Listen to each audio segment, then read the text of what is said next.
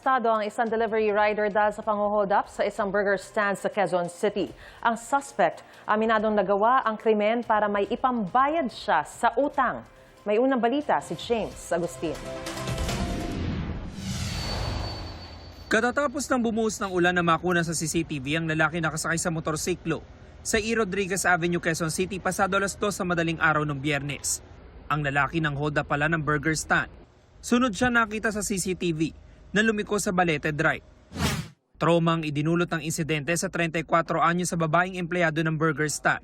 Umorder pa raw ng 2 burger ang suspect at hindi nagbayad. Nung binigay ko na po yung order niya, tsaka po siya nagdeklara ng na sabi niya, hold up to, akin na yung pera dyan, sabi niya.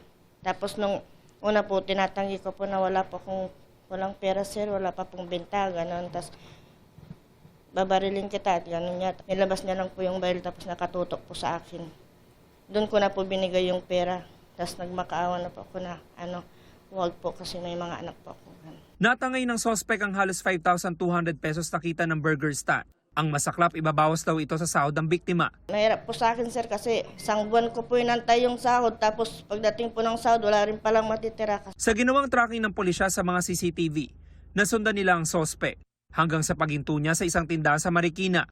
Pero ang plaka ng sinakyan niyang motorsiklo, napagalaman na peke base sa verification ng pulisya sa LTO. Itong suspect from the place of incident, nagpalibot-libot pa to sa area ng Quezon City.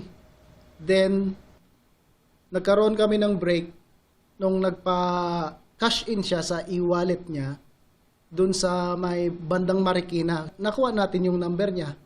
Nung nag-inquire kami sa tindahan, then in-exploit natin yun.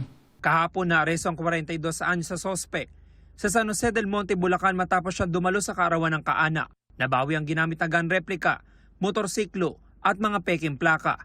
Isa raw delivery rider ng suspect na ilang beses ang nasangkot sa pang-hold up. Sabi niya is baon siya sa utang dahil sa online gambling. Ang modus niya is lilibot-libot muna kasi nga nagde-deliver siya.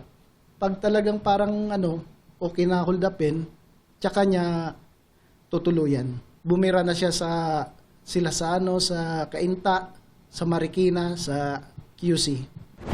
Nasa kusodiya ng Galas Police ang suspect na aminado sa nagawang krimen. Yan na po naisip ko ma'am na para makakuha ng pera.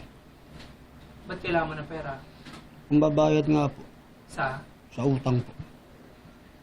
Sa pambayad sa bayad ng upa. Sa record ng pulisya, dati nang naaresto ang suspect sa Bulacan dahil sa pagnanakaw. Ngayon maharap naman siya sa reklamong robbery at paglabag sa Comprehensive Firearms and Ammunition Regulation Act. Ito ang unang balita. James Agustin, GMA News.